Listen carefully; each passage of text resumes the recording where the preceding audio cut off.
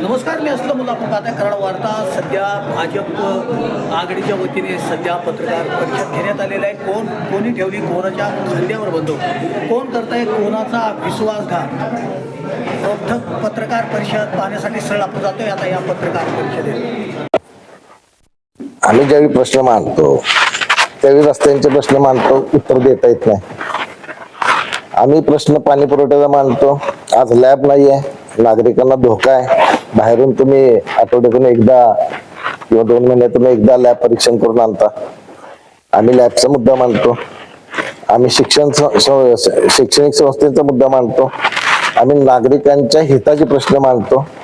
हे तुम्हाला उत्तर देता येत नाही म्हणून तुम्ही काहीही गोंधळ घालून, सभेमध्ये गोंधळ घालून, कसं तरी ढकलून तुम्ही पुढे नेतात. जर आम्हाला सभेमध्ये गोंधळच घालायचा असता तर आम्ही 67 विषयांना परवानगी का दिली असती, एकमताने दिली असती का परवानगी.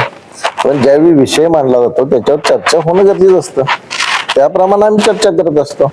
आज आम्ही ज्या वेळेला म्हणलं की माननीय आमदार अतुलबाबा भोसले हे खरंच शहराच्या विकासासाठी प्रयत्न करतात, म्हणजे निवडणुकी आधीपासून त्या काही गोष्टींचा ते पाठपुरावा करतायत. त्यांनी इतका विकास निधी आणलाय की अजून आता मी किरकोळ सांगत नाही, तुम्हालाही माहित आहे, तुम्ही सगळं छापलेलं आहे. पण मी मुद्दाम इथे पुन्हा उल्लेख करतो की तुम्ही राजकारणाचे जोडे बाहेर ठेवून आपण सभागृहात येऊ असं म्हणता आणि किती राजकारण करता बघा. आमदार साहेबांना सातत्यानं ते दक्षिण मतदारसंघासाठी असेल, कराड मतदारसंघासाठी सातत्यानं प्रयत्न करून निधी आणतायत. त्यातलाच एक प्रकार तो नेकलेस रोडचा आहे, मंगळवार पेठेतील गार्डनचा आहे. यापूर्वी काही गोष्टी त्यांनी केलेल्या आहेत, म्हणजे छत्रपती शिवाजी महाराज क्रीडा संकुलचा विषय आहे, तो 96 कोटीचा आहे. दैत्यनिवारणी मंदिर तो 5 कोटीचा आहे, संरक्षण भिंतीचा. पाणी पुरवठा करणारी कोयनी जी आपल्याला मागील पुरामध्ये पाईपलाईन वाहून गेली, त्यानंतर जो काही विषय होता तर त्याच्यासाठी 6 कोटी दिले, तेही कामं चालू आहेत. आता जो नेकलेस रोड आहे त्याला जोडणारा ब्रिटिशकालीन पूल आता तो जुना झालाय, त्याच्यावरून वाहतूक होत नाही, तर त्याच्यासाठी 50 कोटी दिले. त्यानंतर वाखान भागामध्ये कृष्णा पुलाच्या पासून संरक्षक भिंतीचं त्याचं 16 कोटीचं काम आहे, तरी टेंडर प्रोसिजर झालेले. पंचायत समितीची इमारत होते 15 कोटीची. त्यानंतर सार्वजनिक बांधकाम विभागाच्या कार्यालयाची इमारत होते. अशा प्रकारची विकासाची कामं चालू आहेत. तुम्ही काय म्हणता की आमच्या माणसांनी कामं अडवली. कुठली अडवली? 4 कोटी अण्णाभाऊ साठेंच्या तुम्ही 4 कोटींची कामं अडवली. कुठली कामं अडवली? सगळी कामं टेंडर प्रोसिजर मध्ये आमच्याकडून आहेत, म्हणजे शासनाकडून. प्रशासन ते बघतंय सगळी प्रोसिजर मध्ये. त्यातल्या एकाच कामाचं फक्त मला वाटतं ओपन करायचं राहिले, बाकी सगळे ओपन झालेले.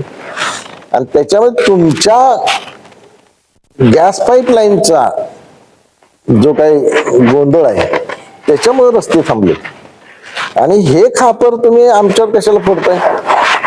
तुमच्या नगरसेवकांच्यात किती वाद आहेत बघा. ते गॅस पाईपलाईन होऊन न देणं हे विरोधकांचा विषयच नाहीये इथं. आम्ही तर मागं लागलो. त्यांनी 9 कोटी भरले, तुम्ही 8 कोटीपर्यंतच्या कामाला त्यांना परमिशन द्या, काम सुरू करा. आमदार अतुलबाबांनी मला फोन केला की किती रस्ते उकरले जाणार. मी त्यांना सांगितलं की 55 किलोमीटर, म्हणजे नाही म्हटलं तर 100 किलोमीटरचे रस्ते दोन्ही बाजूने उकरले जाणार. अशा वेळेला मला म्हणले की तुम्ही त्याचं नियोजन काय केलंय पुढे? ते रस्ते उकरल्यानंतर नागरिकांना त्रास होणार, त्याचं नियोजन काय केलंय? तर बाबा अजून काही मीटिंग नाही म्हणलं. त्यांनी सांगितलं की त्याचं नियोजन करा. मग मी ते जनरल सभेमध्ये मांडलं की हे 55 किलोमीटरचे रस्ते उकरल्यानंतर नागरिकांना त्रास होणार आहे, तर हा त्रास मिटण्यासाठी आपल्याला आधीच त्याचं रिपेअर करायला पाहिजे. म्हणजे तळमळीनं राजकारण न करता आमदार साहेबांचं एकच मत आहे, मी नगरसेवकांचा कुठेही अपमान करणार नाही, त्यांना न विचारत घेता काम करणार नाही. त्यासाठी ते काही गोष्टी नगरपालिकेकडे पाठवतात. मला त्यांचा सन्मान राखायचा आहे. त्यांचं कार्य, त्यांना लोकप्रतिनिधी निवडून दिले, त्यांचं कार्य चाललंय, मी सपोर्ट करतो. आणि मी सपोर्ट करून त्यामध्ये जे काही रस्ते असतील, ज्या काही सुविधा असतील त्यामध्ये निधी आणण्याचं काम करतो. त्यांनी त्याच प्रकारे 86 साली टीपी झाला असेल, त्या टीपी मध्ये 37 गुंठे जागा मंगळवार पेठेमध्ये आहे. ती इतकी घाण आणि गलिच्छ, तिथे काही झोपड्याही होत्या, कालांतरात त्या झोपड्या निघाल्या. ती घाण आणि गलिच्छ आहे. तिथल्या सगळ्या नागरिकांना त्याचा त्रास होतो. कित्येक नागरिकांनी मागणी केली की या ठिकाणी काहीतरी उभं राहावं. मागणीनंतर त्या ठिकाणी त्याला कंपाऊंड, आतून पाथवे, काही गार्डन्स टाईप असं झाडं वगैरे लावणं वगैरे 1,20,00,000 रुपयाचा निधी मंजूर झाला. आता तुम्हाला सुचलं का की तिथे कमर्शियल कॉम्प्लेक्स व्हावं? 86 सालपासून आहे, का सुचलं नाही हो? बर, कमर्शियल कॉम्प्लेक्स करायचं झालं तर त्याचा सगळा पर्पज चेंज केला पाहिजे. होणार आहे का हो लगेच? जर होणार नसेल, काही होणार नसेल, तर तुम्ही राजकारणाचे जोडे बाहेर ठेवून विकासासाठी एकत्र येत असाल तर हे राजकारण नाही का? हे राजकारणच आहे. ह्या पद्धतीने तुम्ही राजकारण करायचं आणि म्हणायचं आम्ही विकासासाठी आमदार साहेबांच्या बरोबर आहे, आमदार साहेबांचा आभार मानतो, हे मानतो, ते मानतो. म्हणजे बोलणी एक आणि करणी एक असं दिसतंय. तर आम्हाला हे काही पटत नाही. त्यांनी परत काही म्हणले की आम्ही भिंतीपुरते परमिशन देऊ, आपलं नाही. नाही, हे खेळ आहे. आज खरं तर नेकलेस रोडच्या बाबतीत इलेक्शन पूर्वीच आमदार साहेबांनी हा शब्द नागरिकांना दिला होता. असे बरेच शब्द दिले, त्याच्यावरती ते काम करतायत आणि ते राजकारण करणार नाही जसं त्यांनी स्पष्ट सांगितलंय. विकासाच्या कामात मी तुमच्या सगळ्यांच्या सोबत आहे. नगराध्यक्षांचा सन्मान नगराध्यक्षांना देऊ, उपनगराध्यक्षांचा सन्मान उपनगराध्यक्षांना देऊ. ज्या वेळेला दैत्यने जे भिंतीचा कार्यक्रम होता भूमिपूजनाचा, त्यांनी आवर्जून सगळ्यांना फोन केले होते, त्यांना बोलवलं होतं. आजही जाऊन बघा, त्या पाठीवरती नगराध्यक्षांचं सन्मानानं नाव आहे, उपनगराध्यक्षांचं सन्मानानं नाव आहे. पण तुम्ही प्रोटोकॉल पाळत नाही. तुम्ही PM-11 जी काही PM योजना होती, त्या योजनेमधून 11 कोटी आले PM श्री योजनेतून शाळेला. त्या शाळेच्या PM श्रीच्या योजनेमध्ये तुम्ही किती राजकारण केलं? तुम्ही असं राजकारण केलं की त्या ठिकाणी स्थानिक खासदारांना बोलवलं नाही, स्थानिक आमदारांना बोलवलं नाही, मान्य छत्रपती उदयनराजे भोसलेंना बोलवलं नाही, मान्य आमदार अतुलभाऊ भोसलेंना बोलवलं नाही. तुम्ही कसले राजकारणाचे जोडे बाहेर ठेवताय? आणि तुम्ही कार्यक्रम केला कोणी सांगताय तर त्या शिक्षकांच्या अंगलटीला असं सांगताय. ही तुमची पद्धत आहे का? शासनानं निधी दिलाय, केंद्र शासनाचा 70%, 30% मला वाटतं राज्य शासनाचा. असं असताना मोदींचा सुद्धा फोटो लावत नाही तुम्ही. मी तिथले फोटो माझ्याकडे, मी कलेक्टर साहेबांना ते निवेदन दिलंय की याच्यात मोदींचा सुद्धा फोटो नाही. स्थानिक आमदार खासदार तर सोडाच, पण ज्याच्या ह्याच्या PM श्री ज्याच्या नावावर योजना आहे त्यांचे सुद्धा तुम्ही फोटो लावत नाही. नाही, तुम्ही हे बोलूच नका की राजकारणाचे जोडे बाहेर ठेवून आम्ही आत येतो. तुमचं कायम राजकारण चालू आहे. हा नेकलेस रोड खरं तर मला वाटतं 86च्या DP मध्ये पण आहे. तो कृष्णा पूल ते चव्हाण साहेबांची समाधी, 2014च्या DP मध्ये सुद्धा तो परत कोयना पूल ते पाटण कॉलनी असा ऍक्सेस घेऊन तो आहे. पण त्याच्यामध्ये बरेच जण प्रयत्न केला नाही, कुणालाही शक्य झालं नाही. एवढा मोठा निधी आणणं, आज 680 कोटीचा निधी हा आणणं हे कुणालाही शक्य झालं नाही. आज ज्यांनी पार्लमेंट उभा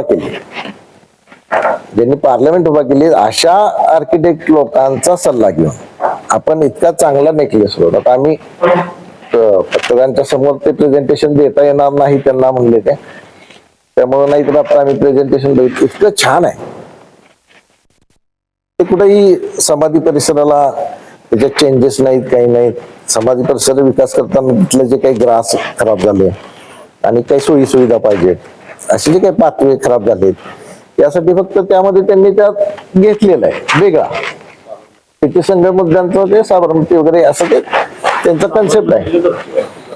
आणि नेकलेस रोड जो आहे तो विटा मार्गेला जाणारे जे काही सातारकडून येणारे असतील, चिपळूणकडून येणार असतील, विटा मार्गे जाणाऱ्या लोकांसाठी तो सगळ्यात चांगला आहे. आणि हे स्वप्न कराडकरांनी बरेच वर्ष बघितलंय. बरं, हे आत्ताच बाबांनी सांगितलेलं नाही तर हे इलेक्शनच्या पूर्वी सांगितलं, हा शब्द दिलाय. त्याच्यामुळे ते पूर्ण करण्यासाठी त्यांनी तो विषय नगरपालिकेकडे पाठवला. नगरपालिकेकडे ऍक्च्युली हे आहे सगळं जलसंधारण विभाग वगैरे वगैरे वगैरे, नगरपालिकेच्या काही थोड्याशा NOCs पाहिजेत. पण चांगलं काम होत असताना त्या बरं आपण आडवं लावायचं. ह्या ज्या काही गोष्टी आहेत, खर तर 680 कोटी रुपये एकत्रित मिळणे हे कदाचित कदापिही आतापर्यंत शक्य झालेलं नाही. म्हणजे हजारो कोटींचा निधी माननीय मुख्यमंत्री असतील, एकनाथजी शिंदे असतील, सुमित्राताई पवार असतील यांच्या माध्यमातून जर मिळत असेल आणि तुम्हीही जर एक शिवसेनेचेच घटक आहात, तुम्ही ह्या महायुतीचे जे घटक आहात, तुम्ही हा निधी वापरला पाहिजे, तुम्ही यात मदत केली पाहिजे. शरदचंद्रजी पवार साहेबांची लोकशाही आघाडी ते तुमच्या खांद्यावर बंदूक ठेवून चालवणार आणि तुम्ही गोळ्या महायुतीतच मारणार, हे कितपत योग्य आहे? हे कुठंतरी महायुतीकडूनच निधी आणायचा आणि महायुतीमध्येच वेगळं दाखवायचं, हे योग्य नाहीये. आम्हाला हे पटत नाही.